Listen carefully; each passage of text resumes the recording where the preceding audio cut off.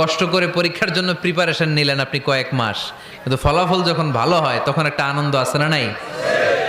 সারাদিন রোজা রাখলেন রমজানে, কি কষ্ট, তৃষ্ণায় গলা ফেটে যায়, কিন্তু ইফতারির সময় যখন রুহ আফজা শরবতটা খাই কেমন লাগে? একটা আনন্দ আছে না নাই?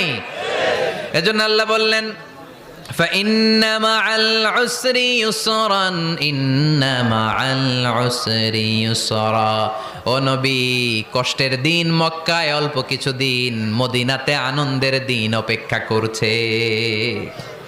আমাদের জীবনে যদি দুঃখ কষ্ট আসে আমরা ধৈর্য ধরবো, তাওয়াক্কুল করবো একজনের উপর, তিনি কে? কারণ আমরা বিশ্বাস করি কষ্টের দিন এটা চিরকালের জন্য নয়, সামনে আনন্দের দিন আমাদের জন্য সেট করে রেখেছে কে? তাহলে আমরা সূরাতুল ইনশিরাহ থেকে 3টা নেয়ামতের বর্ণনা শুনলাম, বিশ্বনবীকে কি সান্ত্বনা দেয়া হলো সেটা শুনলাম। এবার 2টা গাইডলাইন শুনে তাফসীর আমরা শেষ